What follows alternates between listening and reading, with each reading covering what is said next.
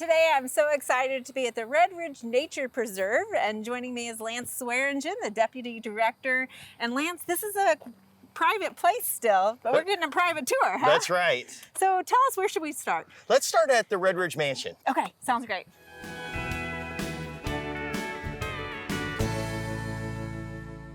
Lance, what a beautiful historic home. So tell us a little bit about the history of this place. So this is the Red Ridge Mansion, and it's the old homestead that's the main centerpiece of the Red Ridge Nature Preserve. This was built in 1933 by R.J. Edwards and his wife, Sadie Kaysen Edwards, and it was designed by local architect Harold Jimeno. Okay. And so from 1933, they built this home up here on the ridge, and now we're preserving it for the future. Wow, it's beautiful. And so can you tell us a little bit about what it maybe used, 3 stories? Sure, so this is a Spanish style home, and it's 3 stories tall, 6,000 square feet, quite a big old home.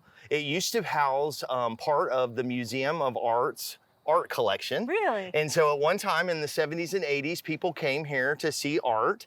And we want to bring that connection between art and nature back here to Red Ridge. Okay. And so the Red Ridge Mansion will be restored historically accurate, and then house artistic things that make a connection to nature. Fantastic. Well, it's got a family legacy for sure. And there's a couple of other buildings as well as like the drive coming up. Can you tell us a little bit about the history of the lady that used to live here? Sure. So R.J. Edwards and his wife, Sadie Kaysen Edwards, lived here.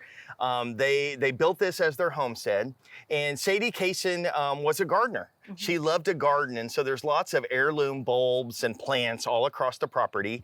And one famous one is her beautiful daffodils. So whenever in the 1940s, she planted daffodils all across this property.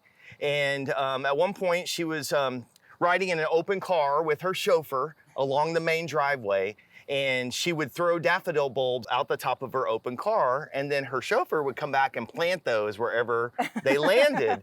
And so what that did was create a very nice naturalized field of daffodils all over Red Ridge.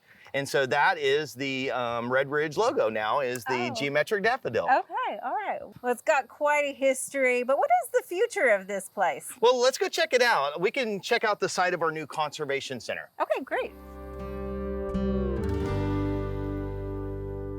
So not a far walk from Red Ridge Mansion, but now we're up on top of the ridge, Casey. It's a little breezier up here. A little breezy. And then this is the site of will be the site of our new stewardship center. Okay. And so our stewardship center is going to be the place where we start to restore the property. This will be the place where we have our horticulture team, our maintenance team, and that's where we'll form our plans for restoring the property. Okay, so how big is this property? So the Red Ridge Nature Preserve is 133 acres at Northeast 50th and Lincoln, right here on the northeast side of Oklahoma City. Right, which is kind of a unique lot of land to be so wooded in such an urban environment. That's right. This is an island for nature and wildlife right in the heart of the city. Right, and you're right on the edge of the cross timbers here. So let's talk about the conservation efforts that you're currently doing.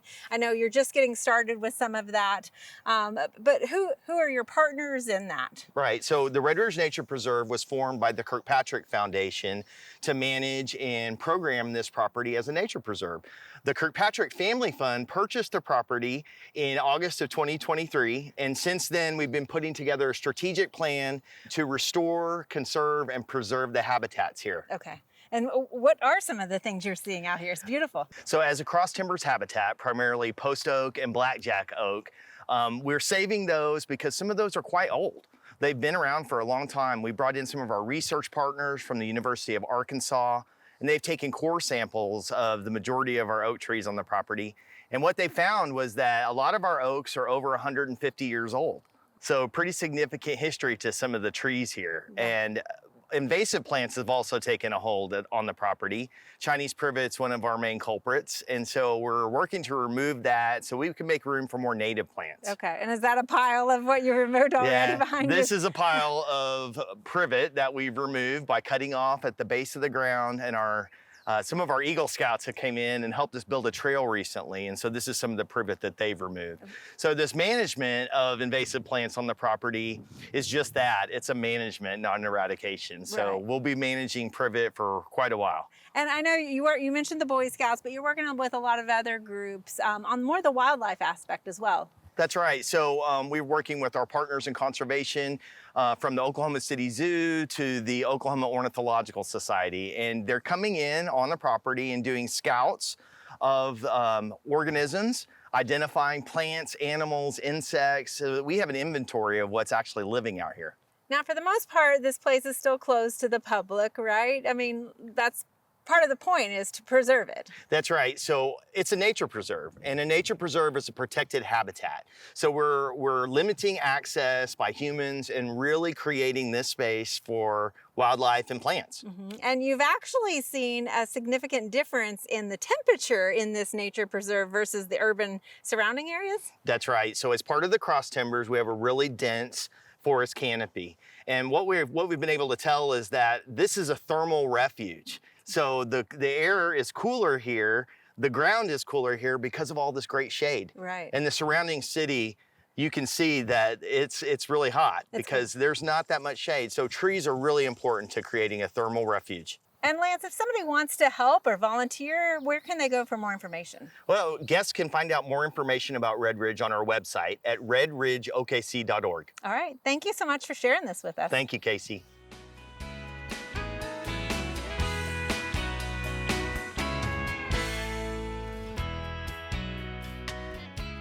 We hope you enjoyed this video as part of our Oklahoma Gardening YouTube channel.